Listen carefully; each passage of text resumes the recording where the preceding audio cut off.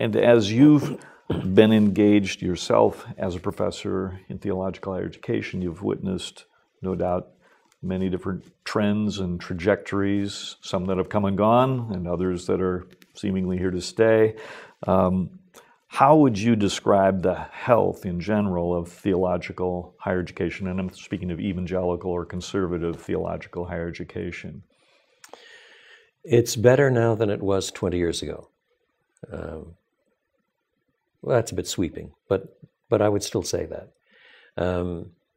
Or perhaps more accurately, there are large swaths that are better than it was. After all, Bethlehem didn't exist 20 years ago. The Southern Baptist schools were pretty much universally heading left on all kinds of critical issues. That's changed. Certain other seminaries were going through really difficult times for one reason or another, and most of them have snapped around. So that although there are challenges in the culture, yet the theological training institutions are, in my view, more stable, more faithful, more fruitful today than 20 years ago.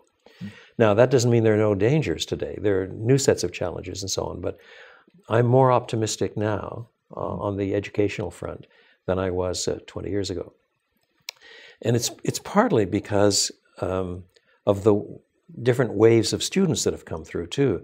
I've been teaching for enough years now that I've seen the sort of charismatic wave go through from 40 years ago, and the Toronto Blessing wave went through, and the emerging church wave went through.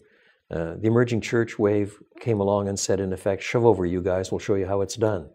And there are still traces of it around, but it's small potatoes. It's nowhere near the front end. The current wave that's coming through is remarkable. In some ways, it's a broken wave. When I started teaching at a seminary, the overwhelming majority of the students came from Christian homes, and many of them were themselves children of the manse. Today, the overwhelming majority come from non-Christian homes, or some of them very broken homes that got converted in Crusade or something, or InterVarsity at university or something like that, with very little steeped roots in a well-socialized Christian community, a local church. But on the other hand, this generation is not cocky. It's not saying, shove over and we'll show you how it's done. It's saying, mentor me, teach me. And many of them are asking with a Calebite spirit for the challenges. I'd like to plant a multiracial church in our inner cities. That doesn't sound like comfortable suburbia. I can't tell you how many of our students are interested in doing something in the Muslim world. That's not running and hiding. It's trying to do something with the 70 years and 10 that God graciously hands out. And so while there are all kinds of social criteria that are heading in the wrong direction, and it's easy to start developing an attitude, the world is falling apart, times are getting more difficult, and so on. And in some ways, that's true. At the same time, God is building up whole networks of church planters and young theologians and young men who want to become pastors, who are thinking theologically, want to learn how to teach the Bible. Where those two curves will meet, who only God knows that. But this is not a time to get discouraged about theological education. This is a time for intercessory prayer and pouring your energy into these people. I wish I were 25 and could start all over and do it again. I mean, this is a great time to be alive and serve. The nominalism in the culture is being squeezed out by opposition. That's not bad.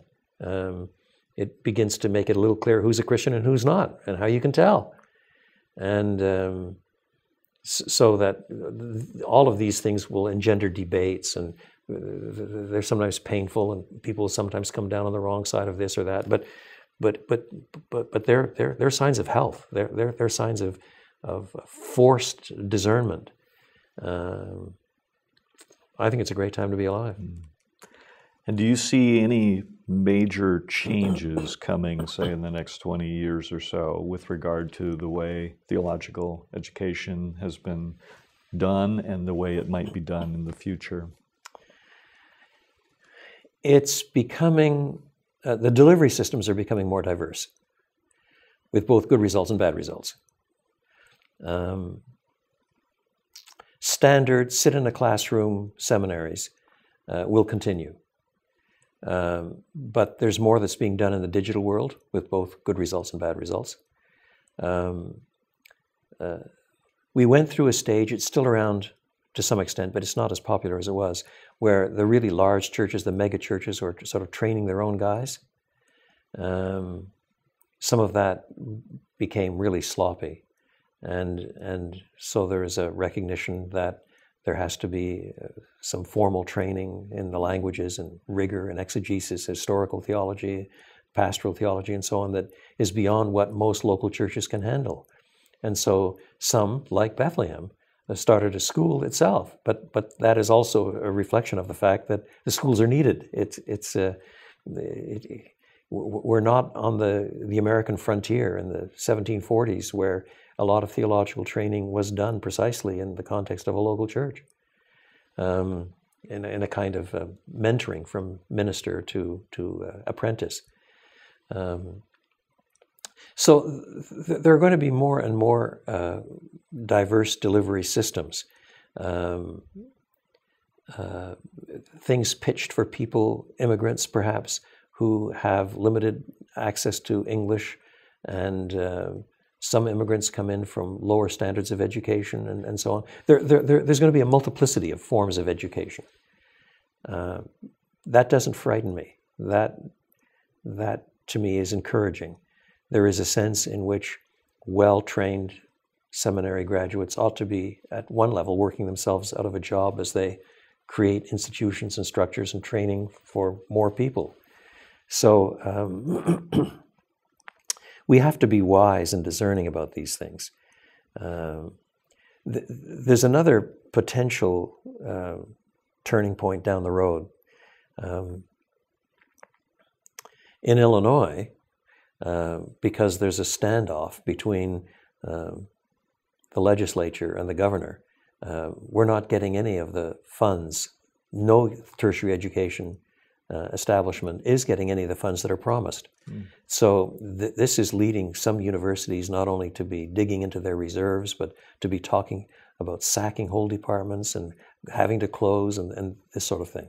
But that's a foretaste of what could come on several fronts. If, for example, the society does continue to lurch left, then any of the tax breaks or grants and gifts to schools, for example, that don't endorse homosexual marriage could eventually be cut off. And then you'll find a shakedown again as Christians have got to find money elsewhere or close their schools. I'm not saying that that's what's going to happen. It's just too early to say. As Walt Kaiser would put it, I'm neither a prophet nor the son of a prophet, and I work for a non-profit institution.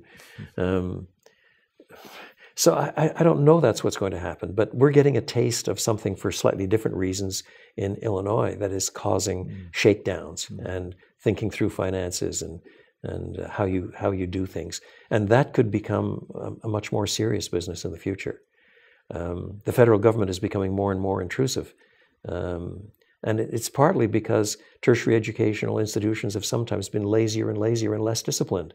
And so the government steps in and tries to tighten things up, but in the process becomes more and more bureaucratic. And you end up, Vanderbilt announced last year that it spent $40 million just in compliance. That's a lot of money in red tape compliance. So these things affect theological education as well. None of us is going to be entirely immune, but schools that are accredited face more such pressures than schools that are not, with some winners and losers on both sides. It's just a very complicated field, and I don't pretend to see how it's all going to shake out, but I think that it's going to be more diverse and more complex than we've been used to expecting for a while.